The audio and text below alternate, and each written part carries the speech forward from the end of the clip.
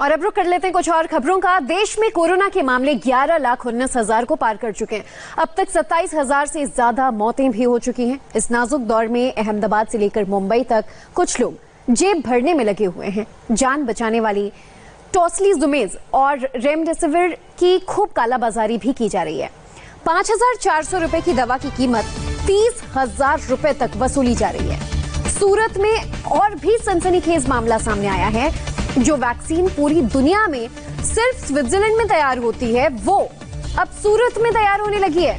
जीवन रक्षक वैक्सीन में स्टेरॉइड्स भरकर बाजार में बेचे जा रहे हैं। कोरोना के मरीजों से इसके नाम पर लाखों रुपए वसूले जा रहे हैं। इंडिया टीवी आज चंद ऐसे लोगों को बेनकाब करने जा रहा है जो इस धंधे के मास्टरमाइंड हैं।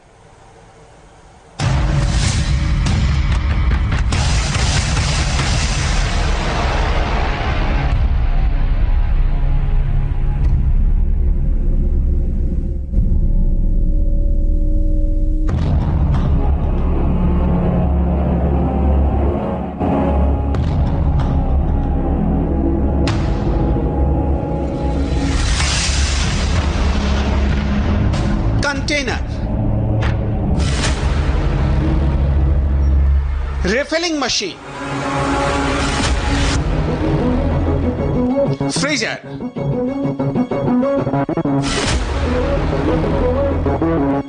पैकिंग वाले डिब्बे, सीलिंग मशीन, इंजेक्शन लिक्विड,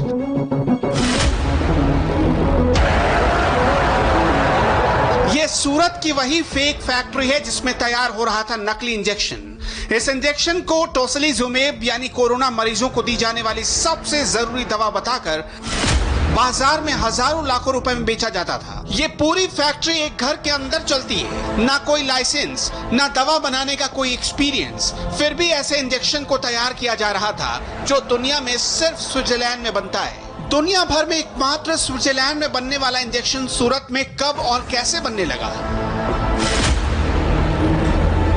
इस सवाल से फूड एंड ड्रग डिपार्टमेंट भी चकरा गया। ये सवाल उठा ही क्यों था? क्योंकि अहमदाबाद से लेकर सूरत तक कोरोना मरीजों की जान बचाने वाली सबसे जरूरी दवा टोसिलीजुमेब वैक्सीन पर डॉक्टरों को शक हुआ। जांच हुई तो हैरान करने वाली बातें निकल कर आई। अहमदाबाद में बिक रहे नकली इंजेक्शन के तार सूरत से जुड़ रहे हैं। 5 लोगों को अब तक गिरफ्तार किया जा चुका है, जिनके पास से 8 लाख रुपए के सामान मिले। यूज करते पहले तपास में मालूम हुआ कि इसके ऊपर इंट्रामस्कुलर लिखा हुआ था और ओरिजिनल इंजेक्शन है इंट्रावेनस आता है, इन्फ्यूजन के लिए आता है। तो डॉक्टर ने उसके दूसरे कलीग को भी पूछा, मेरा पेशेंट एक टोसिलीजुमेब इंजेक्शन लाया, इंट्रामस्कुलर है, तो क्या सही है?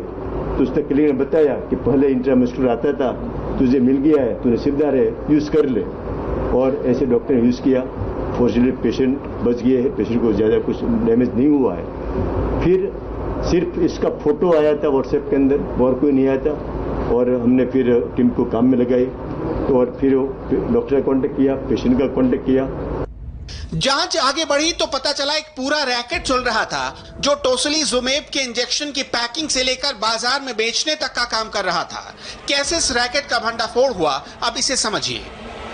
अहमदाबाद के भुयंग देव संजीवनी हॉस्पिटल में भर्ती मरीज लता बहन बलदुआ के लिए डॉक्टर ने टोसिलीजुमेब 400 mg इंजेक्शन लाने को कहा। लता के परिजन फौरन इंजेक्शन के 3 बॉक्स लेकर डॉक्टर के पास पहुंचे। मरीज को इंजेक्शन का पहला डोज देने के बाद भी उसकी हालत नहीं सुधरी। दूसरे डोज का भी उस पर कोई असर नहीं हुआ। डॉक्टरों को इंजेक्शन के स्टैंडर्ड पर शक हुआ। डॉक्टर ने फौरन इसकी शिकायत अथॉरिटी से कर दी और फिर फर्जी इंजेक्शन बेचने की पूरी चेन का पर्दाफाश हो गया। टोसिलीजुमेब के इन नकली इंजेक्शन के खेल का पर्दाफाश तब हुआ जब अहमदाबाद के एक प्राइवेट अस्पताल के डॉक्टर को शक गया कि जो लाइफलाइन समझ करके इंजेक्शन वो मरीज को देने जा रहा है उसके कंटेंट कुछ अलग हैं। और उसके बाद जब मामले की तहकीकात की गई तो पता चला कि अहमदाबाद के कई लोग इसमें इन्वॉल्व हैं। 4 लोग, हर्ष ठाकुर और उसके साथियों समेत 4 लोगों को फूड एंड ड्रग डिपार्टमेंट ने इस पूरे मामले में अरेस्ट किया है, जो सूरत से ये इंजेक्शन एकदम औने पौने दामों में ला करके यहाँ 10 गुना ज़्यादा कीमत पर उसे बेच रहे थे, और वो भी नकली इंजेक्शन थे, क्योंकि जब फूड ड्रग डिपार्टमेंट ने इसकी जांच की तो पता चला कि ये स्टेरॉइड्स के सिवा और कुछ नहीं है। अथॉरिटी ने सबसे पहले लता के रिश्तेदारों से पूछताछ की तो पता चला कि साबरमती इलाके की मां फार्मेसी से बिना बिल के 1,35,000 रुपए के इंजेक्शन खरीदे गए। मां फार्मेसी ने चांदखेड़ा के हर्ष ठाकुर से इंजेक्शन के 4 बॉक्स 80,000 रुपए में खरीदे थे। हर्ष ने इंजेक्शन के ये 4 बॉक्स पालड़ी के happy chemist and protein house के मालिक नीलेश लालीवाला से बिना बिल के 70,000 रुपए में लिए थे। नीलेश लालीवाला ने ये इंजेक्शन सूरत के सोहेल इस्माइल ताई से खरीदे थे। लालीवाला के पास नैंड्रोलोन डीकानोड 250 mg के 2 बॉक्स मिले। इसकी पैकिंग बिल्कुल टोसिली जुमेब से मिलती जुलती है। हर्ष ने इंजेक्शन के बॉक्स की डिजाइन फोटोशॉप में एडिट की, वैक्सीन का नाम बदलकर टोसिली जुमेब कर दिया। जानकारी मिलते ही पुलिस ने सूरत में इस्माइल ताई के घर पर भी रेड डाली, जहां से filling machine, sealing machine, coding machine, raw material, packing material समेत 8 लाख के सामान जब्त किए गए। अब इस पूरे खेल में सभी किरदारों की भूमिका समझिए। हर्ष का काम होता था पैकिंग के बॉक्स को तैयार करना। वो इन बॉक्स को इस्माइल ताई को बेच देता था। इस्माइल ताई के घर पर इंजेक्शन की पैकिंग होती थी और फिर वहां से इसे बाजार में भेजा जाता था। सप्लाई चेन कहाँ से आया? तो माँ फार्मेसी है, माँ फार्मेसी को इंक्वायरी किया तो मिस्टर ठाकुर के पास चांदखेड़ा से लाता था, उसके पास इंक्वायरी किया तो ये माँ फार्मेसी 80,000 में ये ठाकुर के पास से लाया था। ठाकुर चांदखेड़ा में हमने तपास किया तो ठाकुर एक जो पालड़ी में happy chemist and protein house है उसके पास से 70,000 में वो लेके आता था और वहाँ हमने इंक्वायरी किया happy chemist and protein house ने तो 5,000 में सूरत से उसका जो मैन्युफैक्चरर है मिस्टर सोहेल इस्माइल ताई उससे पास से लाता था। कोरोना के मरीजों की जान से कितना बड़ा खिलवाड़ हो रहा था ये किसी को अंदाजा भी नहीं है। जीवन रक्षक इंजेक्शन के नाम पर लाखों लाख की कमाई का ये कोई पहला और आखिरी किस्सा नहीं है। इसी गुजरात का एक और किस्सा सुनिए। सूरत में अचानक खबर आई कि कोरोना के क्रिटिकल केस में इस्तेमाल होने वाली टोसिली जुमेब और रेमडेसिविर बाजार से गायब है। पैनिक मच गया। जरूरतमंद मरीज डॉक्टर की पर्ची लेकर एक मेडिकल शॉप से दूसरे शॉप तक भटकते रहे। किसी ने 50,000 तो किसी ने 1 लाख तक इंजेक्शन की कीमत चुकाई। इंजेक्शन के लिए मारामारी मची तो खबर ड्रग अथॉरिटी तक पहुंच गई और ड्रग अथॉरिटी ने जब जांच शुरू की तो कुछ और ही खेल का पता चला। इस पूरे खेल को जानने से पहले इसके किरदारों को समझना होगा। ध्रुवी फार्मा डिस्ट्रीब्यूटर, दूसरा किरदार है अमित मंछरामानी, पहला एजेंट। तीसरा किरदार है मितुल शाह जिसने उमा केजरीवाल को ब्लैक में ये वैक्सीन 50,000 में बेची। चौथा किरदार है उमा केजरीवाल यानी तीसरा एजेंट। पांचवा और सबसे अहम किरदार है सूरत की महिला फार्मासिस्ट यानी चौथा एजेंट जिसने 5 से 10 गुना कीमत पर यह दवाई मरीजों तक पहुंचाई। फूड एंड ड्रग अथॉरिटी ने जब ऑपरेशन चलाया और जब लाइफ सेविंग इंजेक्शन की ब्लैक मार्केटिंग का कच्चा चिट्ठा खोला तो उसके भी होश उड़ गए। सूरत की महिला फार्मासिस्ट पकड़ी गई जिसने मरीजों को 1-1 लाख रुपए में ये दवाइयां बेची थी।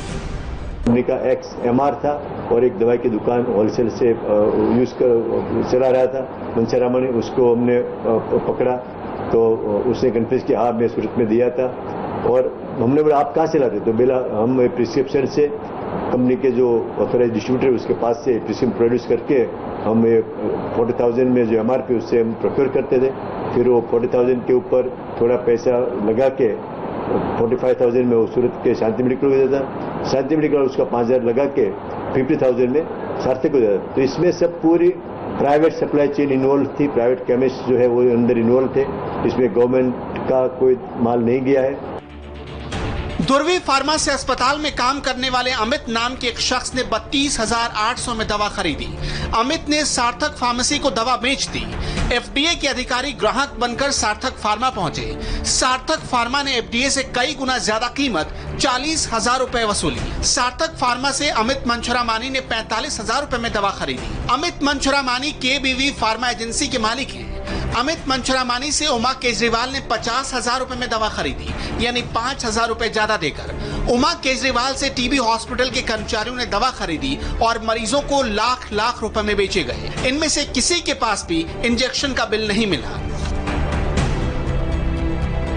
इंडिया टीवी संवाददाता निर्णय कपूर इस मामले की पड़ताल करते हुए धुरवी फार्मा तक पहुंच गए। हमने धुरवी फार्मा से सबसे पहला सवाल पूछा कि ये वैक्सीन कौन खरीद सकता है। हमने दूसरा सवाल पूछा कि वैक्सीन की सही कीमत क्या है, और हमारा तीसरा सवाल था कि एक वैक्सीन पर उसको कितना मुनाफा होता है। हम दो जगह पे देते हैं, एक तो हॉस्पिटल में देते हैं और दूसरा पेशेंट को देते हैं। हॉस्पिटल में देते हैं उनका परचेज ऑर्डर के हिसाब से देते हैं, जो परचेज ऑर्डर आता है तभी उसके परचेज ऑर्डर के हिसाब से देते हैं, और वो उसका प्राइस है 31,000 प्लस GST। और पेशेंट को देते हैं वो भी उसी प्राइस में देते हैं। भले हमारे पास रिटेल लाइसेंस है और इसका MRP 40,000 है, बट हम पेशेंट से उतना चार्ज नहीं करते। हम पेशेंट को भी उतना ही चार्ज करते हैं जितना हॉस्पिटल में चार्ज करते हैं। मई महीने में पहली बार गुजरात में टोसिलीजुमेब नाम के इस इंजेक्शन की जरूरत पड़ी। तब गुजरात में इसके सिर्फ 22 इंजेक्शन मौजूद थे। इंडिया में इस इंजेक्शन की मार्केटिंग करने वाली कंपनी सिप्ला से पिछले 3 महीनों में गुजरात सरकार ने 2280 इंजेक्शन खरीदे। इसके अलावा प्राइवेट कंपनियों ने मिलाकर अभी तक 3,500 इंजेक्शन मंगवाए। फिलहाल FDA ये पता लगाने में जुटा है कि कितने इंजेक्शन सही प्रिस्क्रिप्शन के हिसाब से बेचे गए और कितने इंजेक्शन की कालाबाजारी हुई।